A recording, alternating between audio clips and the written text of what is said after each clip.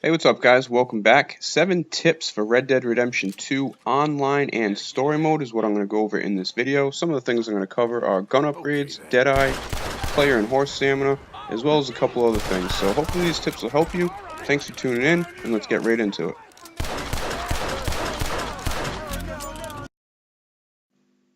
So here we are with tip number 1, and this has to do with gun upgrades, gun oil, and cleaning your guns. I've been watching a lot of streamers the past couple days, and a lot of them just go in and get their guns, and they don't have much money, so they go out and just free roaming or start doing missions already.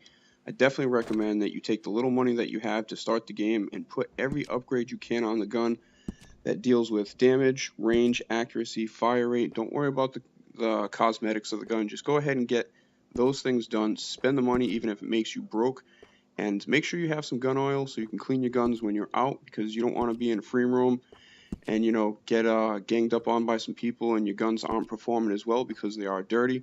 So that's really a big tip. I would say really concentrate on the upgrades. Also, another thing too, I'll throw this in, while people are out killing everybody, especially on the missions, I see a lot of people overlooking looting everybody. In this game, you're going to need every dime that you can. So if it's one of those missions where you've completed the mission, it says go to a certain point to end the mission, make sure you loot everybody. If you have to chase people out of the camp, you can go ahead and try and loot some people, but you run the risk of that enemy taking off and having to restart. So make sure you guys are really concentrating on looting every player you can.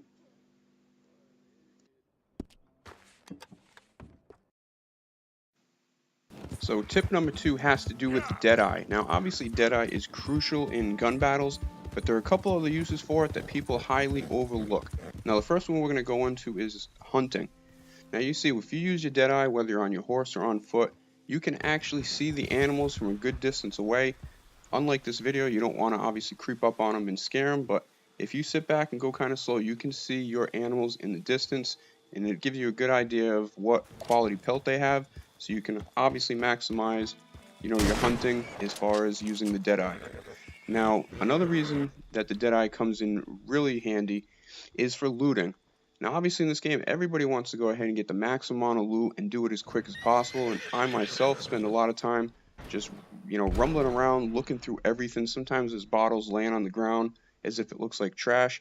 So you see, I probably wouldn't have saw that little bottle right there if I wasn't using Deadeye.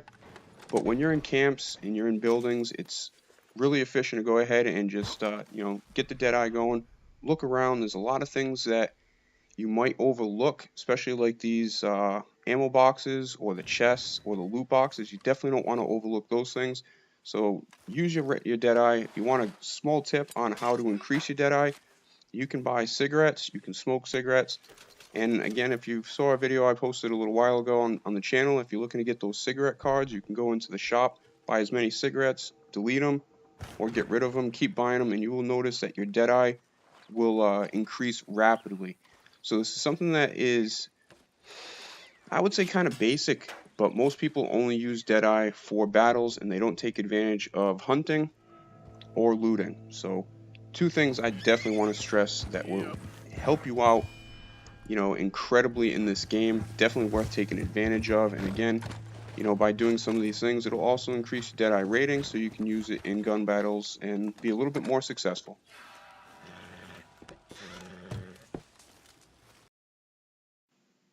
So next up on the list is going to be player and horse stamina, and this works for both online and story mode. I know in story mode a lot of people are waiting to go hunting so they can get the talisman or those trinkets to increase their stamina and their horse stamina. But I mean, I'm still in chapter 2 in story mode, and I think I have level 8 for stamina for my player, and I think my horse is pretty much maxed out. And this is all I did in the beginning. A lot of people go into towns, they're going to ride their horse from one location to another. But I found if you get off and actually just sprint through the town, act like it's a marathon, tire your guy the hell out to the point where your meter around your stamina goes all the way down. Once it goes down, your guy will kind of start to fade out. Just wait a second, let the bar pick up a little bit, and then continuously do this process. Just exhaust your guy until the point where he's about to collapse. And you'll notice that your player stamina rating will rapidly increase. You can do the same thing with your horse. I just get on my horse and I just basically go as fast as I can, as far as I can. You'll see right now my stamina meter for the horse, I had it fortified, but once it's done being fortified, you'll see as it starts to drain, you know, you're just going to keep doing the same thing. Just keep pushing your horse. Don't worry about the inside with that little, looks like a little lightning bolt telling you, you know, caution. As long as your outside bar is full, you should be fine. So just keep pushing it. Once it's tired, you know, give it a rest and then continue doing that. This other tip, tip number 4, is going to be save game progress. Now, I can't stress this enough. If you are a hunter and you're doing the legendary hunts, make sure you go ahead and create a save point before you start that hunt. I have a problem with the legendary buck. You can see it sticking out the side of my horse. But I posted a video on YouTube and I found out that there are other animals that do have a glitch as well. So just keep that in mind before you start those legendary hunts. Create a save point. Also recommended in story mode, create multiple save points at different locations in the game. Just in case you make some mistakes or you forget something, you can always go back, retrack your steps, and get what you want.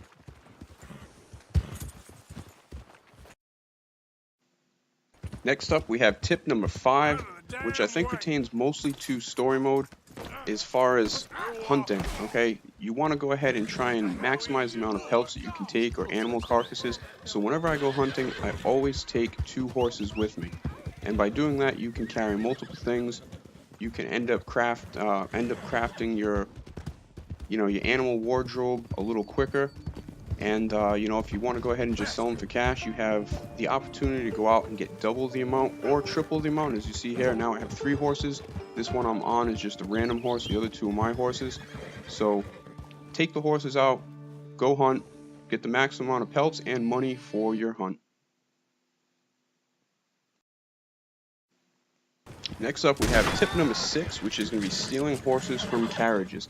Alright, this took me forever to figure out how to exactly go ahead and do this. There's a couple different ways, and it really is determined on if it is a, you know, a double horse carriage or a single horse carriage. If it's a double horse carriage, and say you see, a horse that you really want, or if it's a horse that you think can get you a lot of money, you can go ahead and sell it at the stable. You know, if it's a double horse, what you're going to have to do, and I find the easiest, is just go ahead and shoot one of the horses. By doing that, the other horse is going to break free, run off. All you got to do is go ahead and chase it, hop on, and, you know, control it to at least level 1, and then you can go ahead and sell that horse. I actually don't even think you need to control it to level 1. You can just go ahead and take it and sell it. Or if you like the horse, you can go ahead and keep it, bring it to the stable, store it, and then you can always use it for whenever you want. Now, if it's a single horse, the easiest way to go ahead and do it is you just walk up to the side of the horse. It'll give you an option where you can go ahead and cut the horse free. You can either try and jump on it, or you can go chase it down and jump on it that way.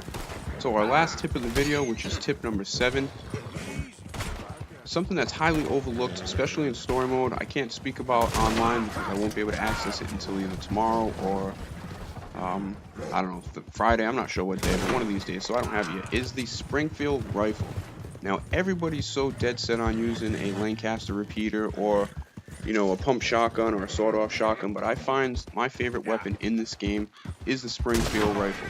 Now, I use this thing for hunting, but you'll also notice this thing is a terror. It takes 1 shot. You don't even have to get a headshot, just anywhere kind of in the stomach or the chest, as you see in these clips right here.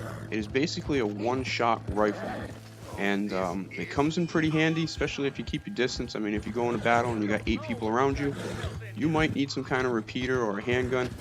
But if you ride around on your horse, or you just, you know, keep your distance, use the surroundings to give you cover, this thing is deadly. It is my go-to gun. I use this for everything. Like I said, I use it for hunting. I use it for killing people.